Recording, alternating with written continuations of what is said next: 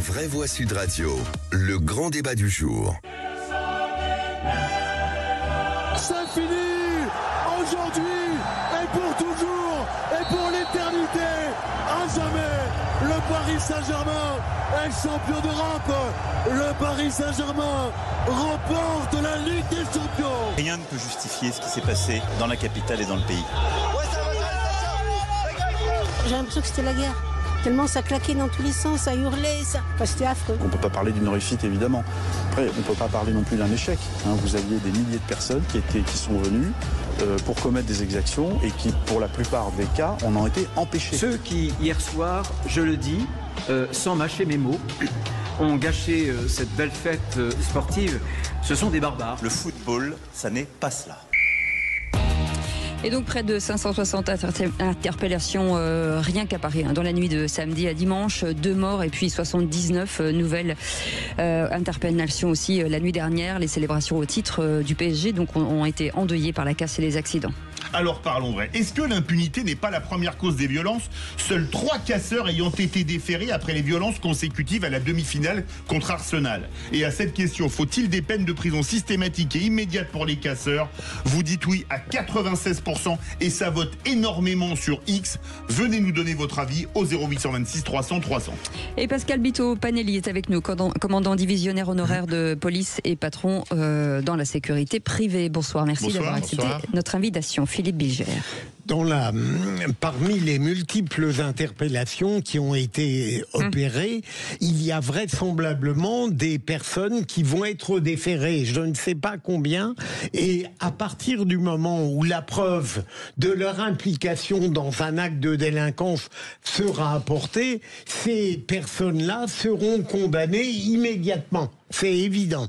Mais la question de Sud Radio est fondamentale dans la mesure où elle pose le problème de la culpabilité de ces rassemblements collectifs au sein desquels il est difficile de discerner l'implication transgressive individuelle parce qu'en réalité, c'est l'ensemble qui, d'une certaine manière, participe de manière coactive à des violences, à des dégradations. Et là, il est évident qu'il va falloir réfléchir à un nouveau système, loi anti-casseurs, responsabilité collective, qui considérera que le simple rassemblement dont la finalité est de détruire et de commettre des violences ou d'incendier suffira pour condamner tous ceux qui seront interpellés. Oui, moi je suis... Parce que les vidéos tournent. Oui, je me souviens des émeutes de 2023 et je me souviens des comparutions immédiates et des peines de prison ferme, et évidemment ça avait calmé tout le monde. Moi je suis tout à fait favorable à ça,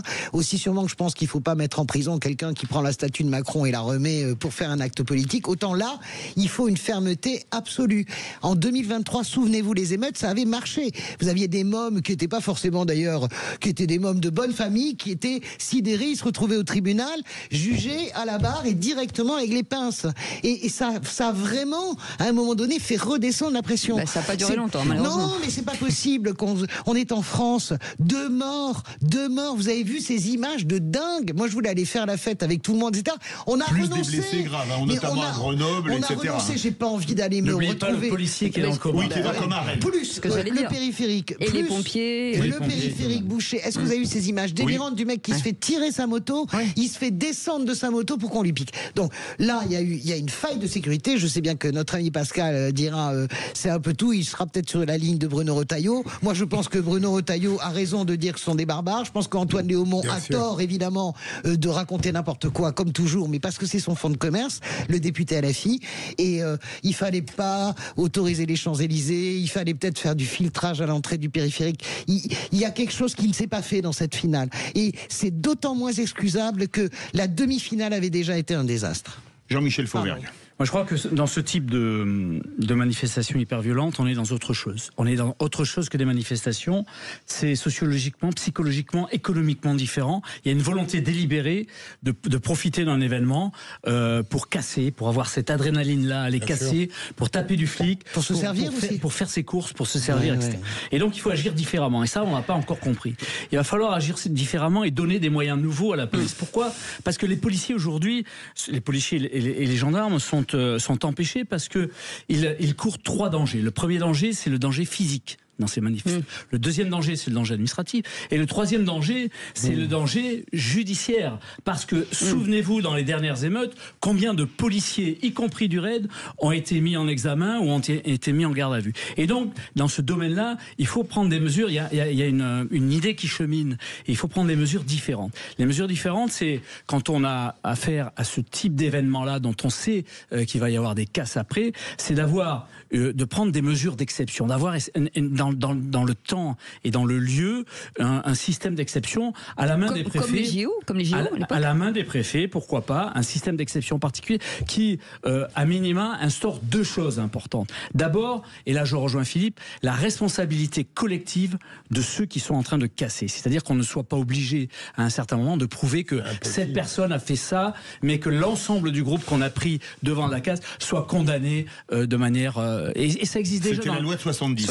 Ça existe déjà dans la complicité et dans le recel. Ça existe. Et la deuxième chose, c'est de faire en sorte que les policiers et gendarmes qui interviennent en maintien d'ordre dans ce cadre-là, et dans ce cadre bien précis, dans ce domaine de temps et de lieu, eh bien, leur responsabilité soit à un certain moment largement baissée ou exonérée s'il se passe quelque chose de particulier, parce que c'est pour défendre la République et c'est pour défendre les citoyens de la République. Pascal Bito Panelli, quand on voit le Real Madrid qui fait toutes les ligues des champions gagnés, et Dieu sait s'ils en ont gagné, Plaza de la Cibeles, il n'y a jamais un problème. En France, le PSG en gagne une, la capitale est à feu et à sang. Le pays même. Oui, même le pays. Au rugby, on n'a pas de problème. Absolument. Au rugby, on n'a pas de problème. Je vais faire du retaillot. Les Français sont des barbares, les Espagnols sont civilisés. Je pense pas que ça soit tout à fait cette équation, mais 2 grandes questions. Pourquoi nous, on n'y arrive pas ? Pourquoi on a laissé faire tout cela ? Pourquoi on est devant une espèce de forme d'impuissance publique ? Pourquoi on est face à ces régressions civilisationnelles ? Comment faire ? Comment traiter cette jeunesse ? À l'évidence, une réponse sociale plus que pénale est une grave erreur qui incite les délinquants à continuer, voire même à monter l'intensité de leur exaction. Il faut donc qu'on utilise la sécurité, c'est un peu comme la médecine, les bons remèdes face aux bons maux. Nous sommes très nettement devant des médicaments qui sont sous-dosés. J'ai une question, Pascal. Et pourquoi on n'a pas interdit les Champs-Élysées ? Non, mais c'est une question qu'on s'est posée, vous et moi, sur des plateaux télé. C'est ce qu'a proposé Ségolène Royal, non, par mais exemple. sur les plateaux télé, pour les Gilets jaunes, on passait tous nos week-ends ensemble avec Pascal. Ce qui est dingue, c'est d'être obligé de se couper de choses. Non, mais je suis d'accord. Non, mais Cécile, on était instruits par la demi-finale. On savait comment ça allait se passer. Donc la question, pourquoi on a autorisé les Champs-Élysées ? Pourquoi on n'a pas tout fait au Trocadéro ou je sais pas, au Champ de Mars ? Ça aurait été pareil. Ça aurait été pareil. Mais non, il n'y a pas de magasin au Champ de Mars. Si, au Trocadéro, oui. Mais au Champ de Mars, il n'y a pas de magasin. Vous faites ça sur... Non, mais François... Non, mais je pose une question. Pascal Bito Panelli. Mais on voulait... Et Jean-Michel Fauvert. Non, parce qu'il a la science, peut-être que... Alors, c'est vrai que les Champs-Élysées, c'est un peu le totem. C'est le totem des supporters bon enfant qui veulent être sur cette avenue. Puis c'est aussi le totem de la délinquance et des voyous. Donc on peut se poser la question.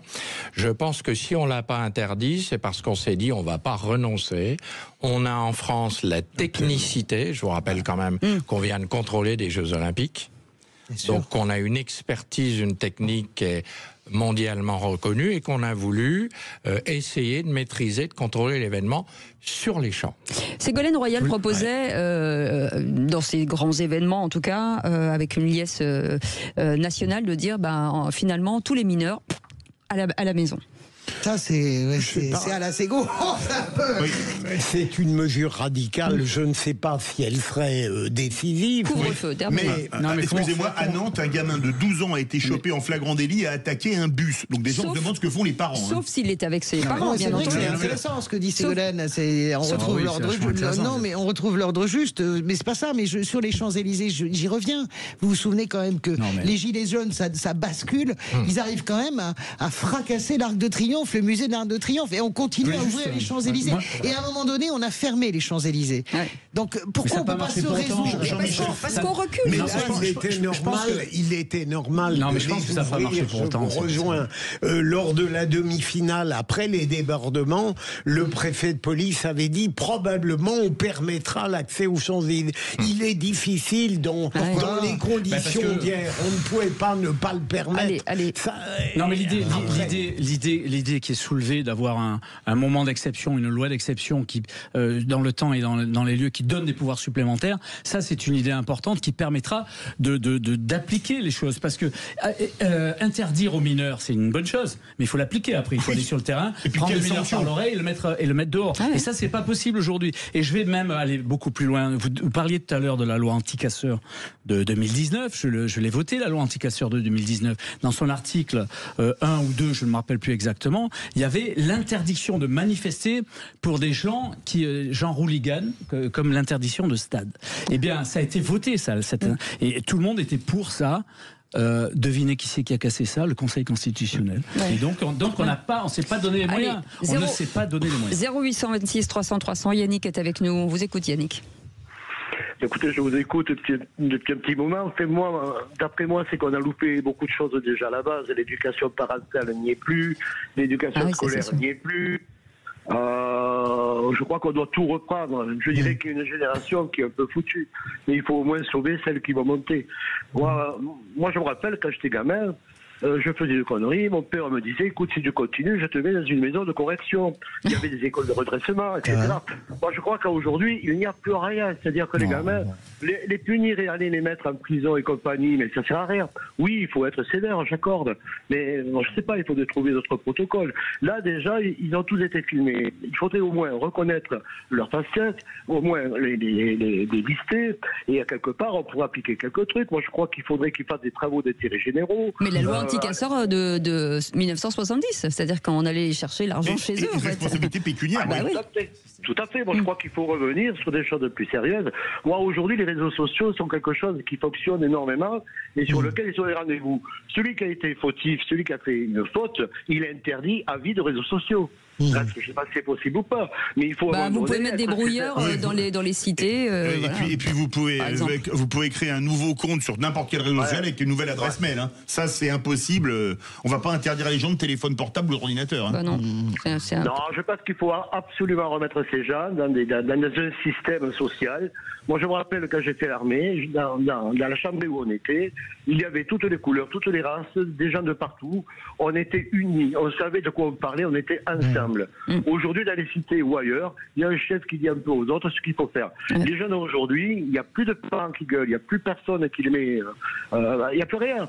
Donc effectivement, bon, il faut les punir, je veux bien, mais ils recommenceront. Mais ce qui est dingue, pardon Yannick, ce qui est dingue, c'est qu'on passe son temps à incriminer la police, les pompiers, tout le monde, mais c'est pas leur rôle d'éduquer des gens, en fait. Et puis quand on voit ce pompier qui se fait étrangler par derrière sur les Champs-Élysées par un type qui a un drapeau palestinien sur les épaules, désolé, je sais pas ce que fout un drapeau palestinien pour la victoire du Paris Saint-Germain. Moi, désolé de le dire. Je partage grosso modo ce qu'a dit Yannick d'une manière générale. Je partage grosso modo ce qu'a dit Yannick d'une manière générale, sauf qu'il généralise, il parle des jeunes d'aujourd'hui. Mais la plupart des jeunes d'aujourd'hui, c'est pas ça du tout. La plupart de la population, c'est pas ça du tout. Ce sont des gens qui sont ceux qui ont fait ça, c'est des casseurs qui font toujours ça. Ça reste une minorité. Et c'est une exception. Et en plus, c'est une exception en fonction du sport. Il s'est rien passé aux Jeux Olympiques parce que les Jeux Olympiques n'attiraient pas ce genre de public. Mais il y en a plein qui regardaient pas le foot d'ailleurs. Voilà. Ça n'a rien à voir avec le foot. Et donc ça n'est pas je veux me battre contre ça. C'est pas la totalité de la jeunesse, la totalité de la population. Loin s'en faut. Personne dit ça. Bien sûr. Alors on peut se poser aussi la question de la violence liée au football. C'est sûr que Bordeaux-Bègles a été champion d'Europe de rugby il y a une semaine, il ne s'est rien passé. Voilà, on est à côté de Roland-Garros en ce moment. Il ne me semble pas qu'on voit de violence. Donc ça veut dire que ce sport, qui est le sport du monde, puisqu'on invente un terrain de football avec 2 cailloux, une boîte de conserve, qui est pratiqué par tous les enfants du monde. Il est parfois un outil social utilisé différemment. Et je pense que quand on a des événements qui ont tant de fièvre et d'hystérie liés à un sport, il faut peut-être qu'on essaye de les gérer sur un autre espace. C'est toutes les questions qu'on peut se poser. J'ai trouvé intéressant, moi, que Dambouz, Ousmane Dembélé, par exemple, disent s'il vous plaît, ne cassez pas. C'est aussi des figures de référence comme ça qui... Mais ça va changer tout.